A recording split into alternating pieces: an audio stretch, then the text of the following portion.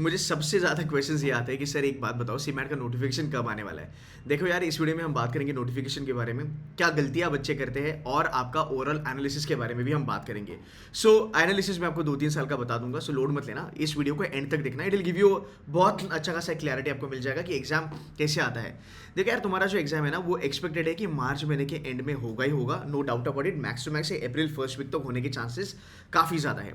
अगर मैं बात करता हूँ इसको मार्च एंड या फिर अप्रैल के बारे में, सो यार आप कहीं पे भी हो अभी फिलहाल, आपकी प्रेपरेशन तो बनती ही बनती है। बिकॉज लास्ट ईयर बहुत सारे बच्चों ने ये गलती करी थी, बच्चे कह रहे थे कि सर जब हमारा नोटिफिकेशन आ जाएगा तब हम प्रेपरेशन के लिए चालू करेंगे, बिकॉज हमें लग रहा है कि एग्जाम मई वगैरह में हो जाएगा तो हम थोड़ा डिले कर लेंगे। एंड सीमैट ने फिर ज़्यादा समय दिया नहीं प्रेपरेशन के लिए। सो अब जहाँ पे भी हो आपकी प्रेपरेशन तो चालू होना बनता है। हाँ, जब एक आध नोटिफिकेशन आ गया तो आई अंडरस्टैंड कि काइंड ऑफ मोटिवेशन भी आ जाता है नोटिफिकेशन के साथ। अच्छा, राइम हो गया बाय द वे। हाँ जी, तो एक बार नोटिफिकेशन आ गया ना तो मोटिवेशन तो आपका हाई होगा, बट आपकी प्रेपरेशन बनती ही बनती है, ठीक है।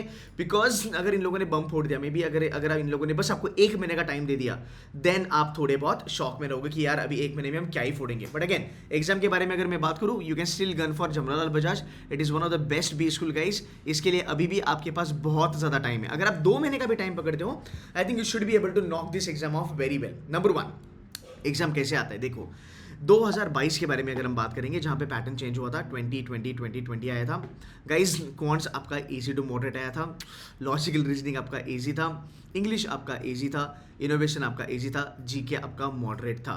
सो अगर आप एक ओवरऑल लेवल पे देखते हो, सो ओवरऑल लेवल पे आपकी जो सीमैट होती है वो always and always easy to moderate level पे ही रही है। ये बात पहले समझ लेना, आपकी जो सीमैट है वो overall easy to moderate level पे ही आती है। बट इसमें क्या होता है, इसमें क्रक्स होता है, इसमें कैच होता है कि सीमैट ऑलवेज एंड ऑलवेज एक सेक्शन आपको ऐसा देगा जो सेक्शन आपका अच्छा खासा मॉडरेट लेवल पे आएगा, और इसके जो ज़्यादा चांसेस होते हैं वो होते हैं क्वांट्स में। तो आपको क्वांट्स सबसे ज़्यादा प्रिपेयर करना ज़रूरी है, समझे। अब देखो दूसरी बात, जीके। भाई तो जीके कितना कर सकता है। मैं देखता हूँ बच्चे 3 घंटा जीके करते हैं, कोई ज़रूरत है नहीं भाई। एक्चुअली तुम जीके कितना कर सकते हो। जीके इज़ एन ओशियन, अथांग सागर है, जितना तुम करोगे वो उतना कम ही है तुम्हारे लिए। तो पहली बात ना, अगर आप आज से लेके सीमैट को देखते हो कि सीमैट में क्या क्या चीज़ें आने वाली है, देखो GK always and always moderate आएगा। ईजी मतलब मैं कहूँगा 20 में से अगर बच्चा कोई 15 क्वेश्चंस फोड़ पाया तो मैं कहूँगा कि यार वो इजी आया था। बट जीके तुम्हारा ऑलवेज मॉडरेट लेवल पे रहेगा, बिकॉज बहुत सारे बच्चों को जीके नहीं आता है। तो हमें जो चीज़ें नहीं आती है वो हमारे लिए मॉडरेट ही होती है, ठीक है।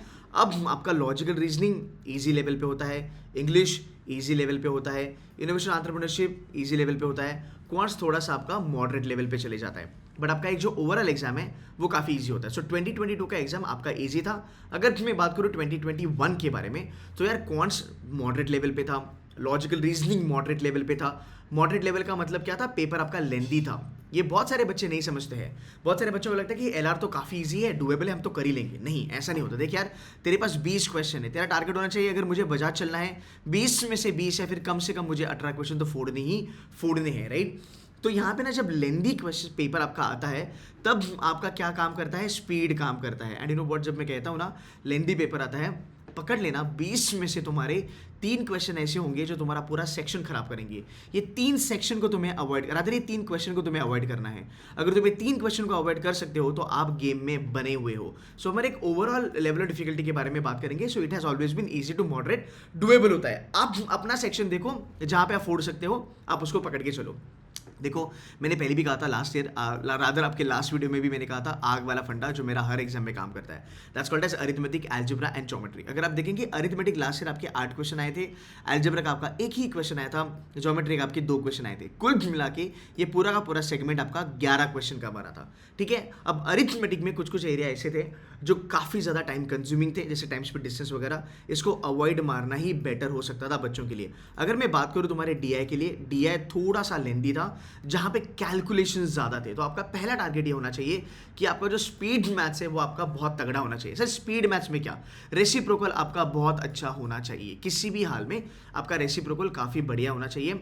उसमें कोई दो राय नहीं है कि सर मुझे नहीं आता वगैरह, नहीं बेटा, आपको रेसिप्रोकल करना ही करना है। रेसिप्रोकल का मतलब वही होता है 1/11 कितना हुआ, 1/24 कितना हुआ, 1/5 कितना हुआ, 1/20 कितना हुआ, ये सब चीज़ें जानना बहुत ज़्यादा ज़रूरी है, राइट। तो इसके आपके डैशबोर्ड में ऑलरेडी वीडियोस लगे हुए हैं, आप जाओ वहाँ से स्पीड मैथ करो, इससे आपके कैलकुलेशंस काफ़ी तगड़े बनेंगे। देखो अरिथमेटिक के बारे में अगर मैं बात करूँ और अगर मैं डीआई के बारे में बात करूँ, ये पूरा का पूरा कैलकुलेशन ओरिएंटेड होता है। ये कैट जैसा, जैट जैसा टफ लेवल पे नहीं आता है। हाँ, मैं ये कह सकता हूँ कि ये स्नैप लेवल पे आता है। अब स्नैप 1 घंटे की एग्जाम थी, यहाँ पे आपको राउंड अबाउट 3 घंटे मिलेंगे, तो उस लेवल का डिफिकल्टी अगर आता है तो आप अच्छा खासा कर सकते हो, there is no doubt about it. और अगर आपका पेपर मॉडरेट लेवल पे भी आता है, आप थोड़ा ज़्यादा समय देके इसके ऊपर कैलकुलेशंस लगा के, या फिर यूनिटरी मेथड जो हम स्कूल में करते थे स्टेप बाय स्टेप, अगर आप भी करते हो तो भी आप 100% एक्यूरेसी आराम से बना सकते हो।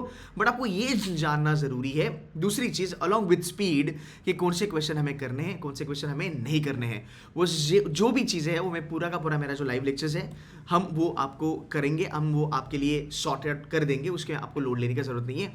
By the way, Gaurav sir will be taking session, Shanky sir will be taking session, ये दोनों भी काफ़ी फाड़ है। ये अगर आप देखोगे सीमैट का पूरा क्वांट्स कवर करेंगे।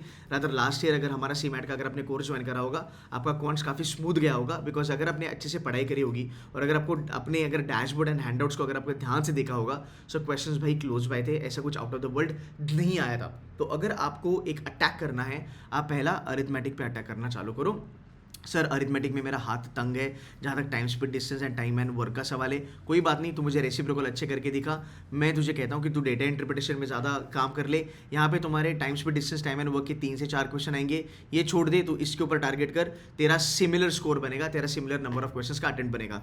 Number series always doable, modern maths काफ़ी बढ़िया आता है, बढ़िया मतलब काफ़ी फाड़, मतलब काफ़ी टफ आता है। बाय द वे, ज्योमेट्री एक क्वेश्चन ईजी, एक क्वेश्चन टफ आता है। अलजेब्रा पकड़ लो, 1 से 2 क्वेश्चन आएंगे। सो इन टॉपिक्स को करना आपके लिए काफ़ी ज़्यादा ज़रूरी है। तो आप किसी भी कोचिंग इंस्टीट्यूट के साथ हो, doesn't matter, focus on these important topics. अगर आप देखोगे ना गाइज, ओवरऑल आपके पास मैंने 17, 18, 19, 20, 4, ए 5, ए 6, मैं आपको 6 साल की पूरी एनालिसिस दे रहा हूँ। देखो अरिथमेटिक ने ऑलवेज एंड ऑलवेज डोमिनेंस अपना दिखाया है, आप समझ रहे हो। अरिथमेटिक ऑलवेज डोमिनेटेड रहा है। पहले ये जो पेपर था ये 25 का आता था, ये लास्ट ईयर ये पेपर 20 का आया। तो आप देख रहे हो, अगर हम देखेंगे, आप अगर देखोगे, आप यहाँ पे देखो 25 में आपको 10 क्वेश्चन आए, यहाँ पे आपका जो पेपर है वो क्लोज बाई भी अगर आप देखते हो, अरिथमेटिक आपका 40% है, यहाँ पे अरिथमेटिक आपका राउंड अबाउट 42% है, यहाँ पे भी अगर आप देखोगे अरिथमेटिक अच्छा खासा है। सो यहाँ पे भी अगर आप देखोगे अरिथमेटिक आपका 40% है, लास्ट ईयर भी उतना ही आया था, है ना, 10 और 25, राइट। और अगर हम यहाँ पे देखते हैं, यहाँ पे भी अरिथमेटिक 40% है, तो पकड़ के चलो हर साल तुम्हारा अरिथमेटिक 40% आने ही वाला है, there is no doubt about it. Fine, तो ये आपको करना काफ़ी ज़रूरी है। इसमें क्या करना है, जितने भी हैंडआउट्स या फिर जितने भी वीडियो सेशंस हमने करे हैं डैशबोर्ड में, वो आपको लगाना काफ़ी ज़रूरी है। नया कंटेंट आते रहेगा, लाइव लेक्चर्स आते रहेंगे, वो फॉलो करना भी आपके लिए काफ़ी ज़रूरी है। उतना अगर आप कंटेंट करते हो, यू शुड बी फाइन, ठीक है। फाइन, आई होप ये आपके लिए क्लियर रहा। आगे चलते हैं, अगला सेशन हमारा होगा जो काफ़ी ज़रूरी है, which is nothing but logical reasoning. This is a bumper session. यहाँ पे आप जितना मार्क्स निचोड़ सकते हो उतना निचोड़ लो। मैं आपको फटाफट से इंपॉर्टेंट चीज़ें बता दूंगा। सबसे पहला ध्यान आपका जाना चाहिए, which is called as verbal reasoning. इसका मतलब होता है आपका क्रिटिकल रीजनिंग। बहुत सारे बच्चे क्रिटिकल रीजनिंग को अवॉइड करते हैं, कहते हैं कि सर अजम्पशन नहीं आता, आर्गुमेंट नहीं आता, समझ नहीं आ रहा है, क्या करे क्या नहीं। यार ऐसा नहीं कि you can't do it, you can आराम से डू इट, प्रोवाइडेड क्या आपको उसका तरीका पता है। आप समझ रहे हो, क्या आपको उसका तरीका पता है। डैशबोर्ड में हमारे जो क्रिटिकल रीजनिंग के जो सेशंस है, ट्रस्ट मी, लास्ट ईयर का सेमैट भी बच्चों ने उसी पे फाड़ा था। लास्ट ईयर का जो टॉपर था 99.98, वो बच्चा भी वही वीडियोस देख के गया था। स्नैप के टॉपर हो, जैट के टॉपर हो, सीईटी के टॉपर हो, लोगों ने सेम वीडियोस देखे हैं and they top the exam. इस बार कंटेंट और ज़्यादा ऐड हुआ है, तो आपको वो कंटेंट करना काफ़ी ज़रूरी है। उसमें जो शॉर्टकट्स बताए हैं, उसमें जो ट्रिक्स बताई है, वो फॉलो करना आपके लिए काफ़ी ज़रूरी है। अगर आप मेरे लाइव लेक्चर्स के प्रोग्राम अगर आपने ज्वाइन करा है, आने वाले समय में मेरे सेशंस होने वाले हैं, क्रिटिकल रीजनिंग के वर्कशॉप्स होने वाले हैं, उसका एक्सेस भी आपको मिलेगा। तो गाइज वो करना आपके लिए काफ़ी ज़्यादा ज़रूरी है। सो आपकी एक्यूरेसी जो है लॉजिकल रीजनिंग में, वो सबसे कम होती है जहाँ तक सवाल है आपकी क्रिटिकल रीजनिंग का। सो क्रिटिकल रीजनिंग आपकी जो एक्यूरेसी है उसको ले डूबेगा। अब देखो ना यार, 20 में से 4 क्वेश्चन आते हैं, मतलब एक अकेला क्रिटिकल रीजनिंग ही 20% है। You getting my point? Fine. उसके आगे चलेंगे पजल। अब पजल्स आप करो, अरेंजमेंट वाले करो, लीनियर वाले करो, ब्लड रिलेशनशिप वाले पजल करो, ये भी ज़रूरी है। दूसरा ज़रूरी है आपके लिए, वो है नंबर सीरीज। अब सीरीज कंप्लीशन में बच्चों को ना पैटर्न नहीं समझ में आता। आप समझ रहे हो जो मैं कह रहा हूँ ना, उसके साथ आप थोड़ा सोचो कि सर मुझे पैटर्न नहीं समझ में आता। अगर मेरे सामने नंबर्स रखे हैं 1 2 3 4, अगर मेरे पास नंबर रखे हैं, इसका पैटर्न क्या होगा? ये अगर मुझे बोला है यहाँ पे नंबर मुझे फाइंड आउट करना है, पैटर्न क्या होगा? बच्चे डिफरेंस निकालते रहते हैं, है ना? तो यार जो फंडा मैंने आपको बताया है, जो शॉर्टकट मैंने आपको वीडियो में बताया है, आप उस शॉर्टकट को अप्लाई करने की कोशिश करो, आपकी एक्यूरेसी 100% होने वाली है। जैसे मैं ऑलवेज कहता हूँ, अगर हमारे पास लेट्स से 1 2 3 4 5 6 7, हमें बोला है 7वें नंबर क्या आएगा। अगर हमें इतनी बड़ी अगर नंबर सीरीज दी गई है, हमें बोला गया है कि भाई जो 7वां नंबर है इस सीरीज में वो क्या आ सकता है। इसमें अल्फा भी आ सकता है, नंबर भी पूछा जा सकता है, कोई साइन भी पूछी जा सकती है। आप ऑलवेज ना एक ऑल्टरनेटिव अप्रोच लेके चला करो। बच्चे क्या करते हैं, ये नंबर से इसका कनेक्शन, इससे इसका कनेक्शन, काफ़ी ज़्यादा टाइम कंज्यूमिंग है, आप इतना टाइम नहीं डाल सकते हो। तो आप क्या करो, आप ऑल्टरनेट करो। आप इस नंबर और इस नंबर के बीच में देखो क्या चल रहा है, इसके और इसके बीच में देखो क्या चल रहा है। अब बस अगर आप 3 नंबर को देखते हो, आपको ये नंबर आराम से मिलेगा। इसे कहा जाता है शॉर्टकट्स। इसे ऑल्सो कहा जाता है कि फेमिलियरिटी ऑफ क्वेश्चन। देखो हमारे पास इतना ज़्यादा टाइम है नहीं कि हम क्वेश्चंस के ऊपर काम करें और बाद में पता चले कि यार आंसर तो आया नहीं। So familiarity of question is very important. ये आपको लेक्चर में बताया जा रहा है, अगर ऑलरेडी बताया गया है और बताया भी जाएगा कि आपको किस तरीके के क्वेश्चंस करने हैं। डायरेक्शन वेरी सिंपल हो सकता है, critical reasoning important, number series important, coding decoding इक्का दुक्का क्वेश्चन आते हैं, डायरेक्शन की भी इक्का दुक्के क्वेश्चन आपके श्योर लगने वाले हैं, there is no doubt about it. Ranking का भी आपका एक क्वेश्चन आएगा, पजल भी आप कर सकते हो, पजल हर एक बच्चा करता है। यहाँ पे आपको ध्यान देना है एक्यूरेसी आपकी ज़्यादा हो, प्लस आपका स्पीड भी यहाँ पे काफ़ी ज़्यादा हो। तो जो भी हैंडआउट्स आपके पास है, जो भी मटेरियल, जो भी कंटेंट आपके पास है, आप उसको करना चालू करो, यू शुड बी फाइन। जहाँ तक C2C का सवाल है, हमारा जो कंटेंट है उस कंटेंट की जो लेवल ऑफ डिफिकल्टी है वो CMAT ओरिएंटेड है, राइट? नया कंटेंट आपके लिए बन रहा है, आप वो कंटेंट आने वाले वर्कशॉप में, आने वाले सेशंस में जरूर देखोगे। तो गाइस ये टॉपिक्स करना आपके लिए काफ़ी ज़रूरी है। ये रहा आपका लॉजिकल रीजनिंग। आगे चलेंगे, और अगर आप लॉजिकल रीजनिंग के बारे में देखोगे ना, एक अगर आप मैं आपको छोटा सा एक एनालिसिस भी बता दूं, अगर आप इसको क्विकली देखोगे, पिछले 6 साल में अगर आप देखोगे, यार देखो तुम्हारा नंबर सीरीज ऑलवेज डोमिनेटेड रहा है। ओके देखो आपका क्रिटिकल रीजनिंग ऑलवेज डोमिनेटेड रहा है, इनको तो तुम छोड़ ही नहीं सकते, there is no doubt about it, है ना? इसको तो आपको छोड़ना ही छोड़ना नहीं है। अरेंजमेंट शॉर्ट आएगा ही आएगा, पजल थोड़ा बहुत ऊपर नीचे हो सकता है, नो डाउट अबाउट इट। अगर आप देखो ब्लड रिलेशन आना ही आना है, इसको पकड़ लो। कोडिंग डिकोडिंग अगेन इंपॉर्टेंट, आना ही आना है। And these are short topics that I am telling you, तो इसको करना बनता है। अब बात करेंगे रीडिंग कॉम्प्रेशन के बारे में। देखो यार रीडिंग कॉम्प्रेशन ने क्या चमकाया था लास्ट ईयर, 15 15 15 6 6 14, वापस नंबर 4। तो बच्चे लास्ट ईयर शॉक में थे कि सर आरसी इतना कम कैसे आया। ठीक है, अब देखो यहाँ पे एक चीज़ है, आपका जो CMAT है according to last year, guys according to last year, ये थोड़ा मुझे वोकैबुलरी हेवी लगा। ओके तो आपके डैशबोर्ड में जितने वीडियोस है वोकैब के, पहले वो देखो। आने वाले समय में बहुत सारे वर्कशॉप्स लगने वाले हैं, बहुत सारे आपके सेशंस लगेंगे जहाँ पे हम इडियम्स एंड फ्रेजेस के बारे में बात करेंगे, वो करना चालू करो। That should help you a lot. Grammar 5 marks का था, ग्रामर 5 क्वेश्चन का, बराबर 5 क्वेश्चन थे ग्रामर के, पाँचों के पाँचों क्वेश्चन जो 12 वीडियोस है आपके डैशबोर्ड पे जो डली हुई है गाइज, उसी से आए थे, उसके बाहर कुछ भी नहीं आया था। मैं ऑलवेज कहता हूँ जितने भी रूल्स हमने आपको बताए हैं वो रूल्स अगर आप देखोगे उससे आपका अच्छा खासा बन जाएगा। सो आपको लोड लेने का वहाँ पे ज़रूरत नहीं है। रीडिंग कॉम्प्रिहेंशन प्रैक्टिस करते रहो, जितने आरसीज में सेशन में कराऊंगा उतने भी करोगे तो भी चलेगा। इडियम्स एंड फ्रेजेस देखते रहो, पढ़ते रहो, जितना आपसे होगा वो करो। बट ये 5 मार्क आपके बनने चाहिए, there is no doubt about it. एक पैराजम्बल आया था बट ये थोड़ा ना लास्ट ईयर शॉकर था, ये थोड़ा सरप्राइजिंग था। देखो आपका बहुत बार ना आरसी बहुत ज़्यादा हेवी रहा है, सो मे बी इस बार हम बोल सकते हैं कि आरसी थोड़ा ज़्यादा आएगा। बट यार एक ही कॉम्बिनेशन है, आरसी करो प्लस ग्रामर करो, मैक्सिमम मार्क्स यहाँ से आएंगे बिकॉज यहाँ पे आपको श्योरिटी मिलती है। Getting my point? प्लस वो क्या आप जितना कर सकते हो उतना आपके लिए कम है, तो वो क्या आप देखो थोड़ा बहुत करो, बने रहो वोकैबुलरी में, पूरा गिव अप मत करो। मतलब जितना हमसे बनता है रूट्स वगैरह आप वो करते रहो। Last but not the list is nothing but general knowledge. General knowledge में अगर आप देखोगे स्टैटिक जीके ऑलवेज आता है।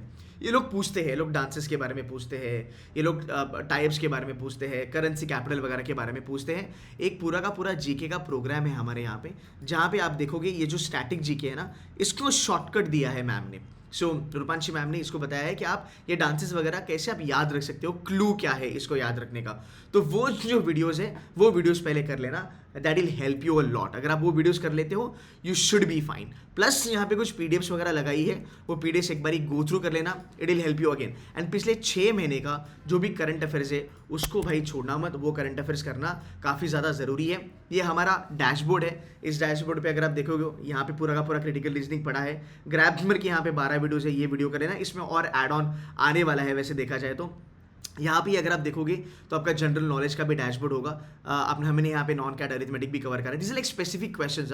ये सेशन स्पेसिफिक है, ये नॉन कैट लेवल के ही है, राइट। तो ये आपको करने ही करने हैं, ज़रूरी है। फिर हमने अरिथमेटिक के लाइव सेशंस भी कराए, काफ़ी ज़्यादा लाइव सेशंस कराए हैं। So guys, if you want to buy this program you can buy this program. इसकी प्राइस को आई डोंट नो, ये प्राइस है नहीं, this is something I know. So there is a huge discount that is going on. इसके साथ आपको मॉक्स भी मिलेंगे, आपको ई बुक्स भी मिलेंगे। We are also planning to come up with a recorded वाला प्रोग्राम, जो बच्चे ज़्यादा अफोर्ड नहीं कर पाते हैं तो उनके लिए हम कुछ एक रिकॉर्डेड प्रोग्राम भी लाने वाले हैं। बट अगर आप इतना खासा डैशबोर्ड अगर आप कर लोगे ना, this is more than enough for you to even crack Jamnalal Bajaj. हाँ, ये वोकैबुलरी के कुछ सेशंस है, ये भी आप कर सकते हो। This are like all most important sort of sessions that you can do. तो इतना भी अगर आप कर लोगे you should be fine. Again CMAT at the end of the day is easy to moderate level examination. आपको mocks लगानी है, आपको बेसिकली हर एक चीज़ को ध्यान से देखना है कि यार ये क्वेश्चन डिफिकल्ट क्यों होता है, ये क्वेश्चन ईजी क्यों होता है। बिकॉज हमने already you know kind of, अगर आप देखोगे अपने फटके खाए हैं भाई। कैट में गलत क्वेश्चन लेके बैठे, स्नैप में गलत क्वेश्चन लेके बैठे, बाद में पता चला कि क्वेश्चन काफ़ी टफ था। तो ये गलतियाँ अभी नहीं होनी चाहिए। सो ऑलवेज रिमेंबर, जो भी वीडियोज़ दिए हैं उसको शिद्दत से करो। वहाँ पे हर एक वीडियो में स्ट्रैटेजी है, हर एक चैप्टर का आपको बराबर से एक्सप्लेनेशन मिला है। आने वाले समय में बहुत ज़्यादा प्रैक्टिस होने वाली है, थर्सडे से लेके संडे तक। ओके, थर्सडे से लेके संडे तक आपकी डेली बेसिस पे सेशंस लगने वाली है। You should be able to do this nicely. So live sessions plus recorded sessions plus e books plus आपके मॉक्स, अगर आप इतना करते हो आपका सीमैट अच्छे खासे से निकल जाएगा। बट याद रखना, एग्जाम को हल्के में नहीं लेना है। एग्जाम डुएबल होता है प्रोवाइडेड अगर आप प्रिपेयर्ड हो तो एग्जाम डुएबल है, नहीं तो टफ भी हो सकता है। हर एक बच्चे के लिए अलग अलग होता है। बट यस, अगर आप करते हो आपके पास तगड़े ऑप्शन है। आपके पास NIBM जैसा ऑप्शन है जो 85 पे कॉल आता है, राइट। बहुत बढ़िया कॉलेज है। मतलब अगर आप देखोगे उसकी एवरेज, उसकी हाईएस्ट पैकेज राउंड अबाउट अगर देखोगे तो 23.5 तक है, उसकी लोवेस्ट ही 9.5 लाख है, राइट। आपके पास GIM है, Goa institute of management, 99% LP, वो भी आपको कॉल देगा। Average round about 14-15 lakh, right. Last time मैंने वीडियो में BIM बोला था, BIM तिरछी नहीं लेता है सीमैट बाय द वे। आपके पास जमनालाल बजाज है, it is called a CEO's factory, right. उसके लिए कट ऑफ थोड़ी ज़्यादा है, 99.98, 99.99 की कट ऑफ है। बट अगर आप लेके आते हो, एंड 99.97 पे भी आ जाता है, बच्चे लेके आते हैं। अगर आप ये कट ऑफ लेके आते हो, your life is good. Then you have good सिडनम की average package is also around about 12.5-13 lakh. ROI काफ़ी तगड़ी है। सिडनम की फीस मेरे ख्याल से कुछ 2.5 या 3 लाख के तकरीबन है। देन यू हैव पुम्बा की फीस भी काफ़ी कम है, average is round about 7 to 8 lakhs. Then you have got so many colleges in Mumbai. You also got Indira from Pune, you've got Balaji from Pune, and there are multiple B schools जो CMAT की exams को, NIE is also there, National Insurance Academy, which is again a very good B school, right? So ये colleges आपको यहाँ पे मिल सकते हैं। 80, 90, 95% पे आपको ये calls आ सकते हैं। बस Bajaj and Sydenham will be above 99.85, ठीक है? Cool guys, so if you want to join us, you can join us. Workshops will be coming up and you can speak to my team and get the help. But do not give up on CMAT.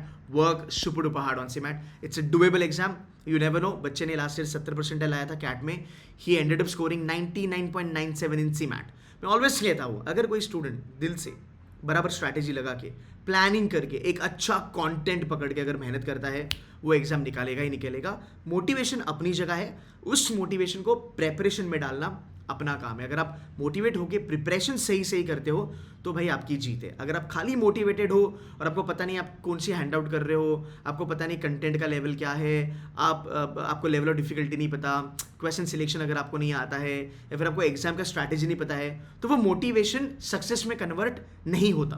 But if you are motivated and if you have a right mentor, if you have a right sort of content, it will get convert into success. So always remember these things और मेहनत करते रहो। I am always going to be there with you. मेरे sessions भी लगेंगे बहुत जल्दी। There are other faculties, they are taking sessions every single day. Dashboard आपके साथ है, बहुत सारी चीज़ें वहाँ पे अपलोडेड है।